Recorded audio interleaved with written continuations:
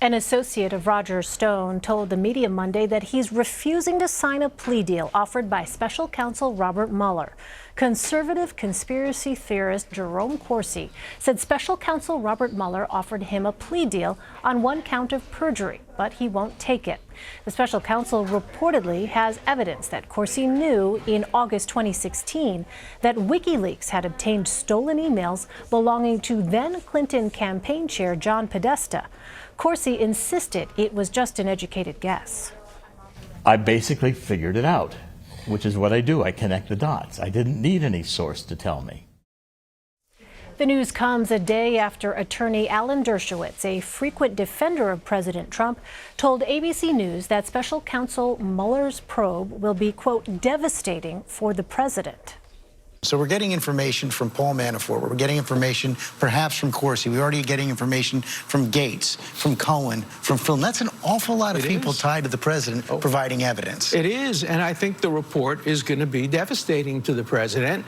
When I say devastating, I mean it's going to paint a picture that's going to be politically very devastating. I still don't think it's going to make a criminal case because collusion is not criminal. All right, joining me now is Bob Litt. Bob worked in the Justice Department in the 90s, serving as Principal Associate Deputy Attorney General. He also served as General Counsel for the Director of National Intelligence. Bob, thanks so much for joining us. Thanks for having me. Let me start off by jumping off of Alan Dershowitz's comments there. He used the word devastating, at least from a political perspective. From your point of view, what would have to be in Bob Mueller's report for it to be, quote unquote, devastating to the president?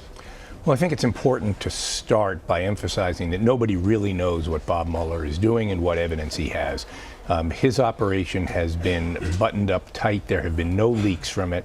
So what we're seeing is reflections of what witnesses are saying, what targets are saying, and we don't really know where he's going with all this. I would think that the types of things that might be devastating were significant evidence of financial connections with Russians that may or may not violate the law, and significant evidence that government decisions are being influenced by personal financial interests of the president. There's also the question of whether there'll be a persuasive case made that the president sought to obstruct justice in connection with Mueller's investigation. And finally, there's the whole original question of what happened between the Trump campaign and Russia in connection with the 2016 election. All right, there's so much that we don't know at this point. Let's turn back to Jerome Corsi. Why does it matter, Bob, how he learned about the stolen emails that WikiLeaks obtained? Well, we know that WikiLeaks and Russia were working together.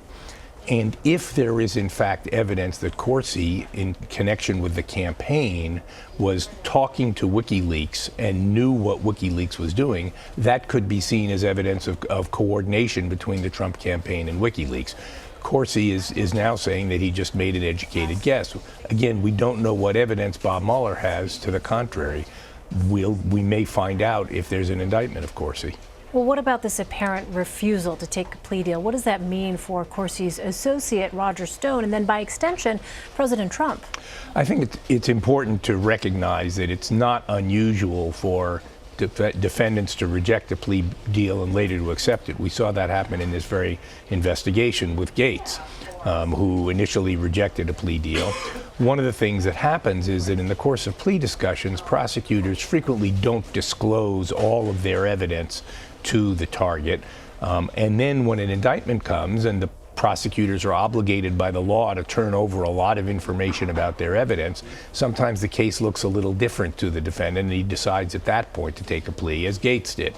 So I think we need to wait and see what happens. But obviously, Corsi is a potential witness against Roger Stone if there's a case against Stone. But we can't read too much into it yet. Correct. Well, meantime, former Trump campaign advisor George Papadopoulos reported to prison Monday after a judge denied a request to delay his 2-week prison sentence. Given the relatively short length of time behind bars here, Bob, what should we expect from other special counsel sentences down the line? Well, again, it's going to depend very much, for one thing, on whether the individual agrees to cooperate and plead guilty, or whether the individual goes to trial. There is a long established rule that people who go to trial are likely to get longer sentences than people who, as the saying goes in the law, accept responsibility for their conduct.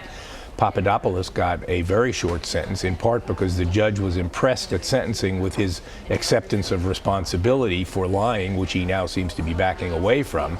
I think he's probably lucky that the judge didn't allow him to withdraw his guilty plea, because I think if he was convicted, he probably would have gotten a substantially longer sentence at this point. Is there any way at all to tell where we are in the investigation? Not really. Okay.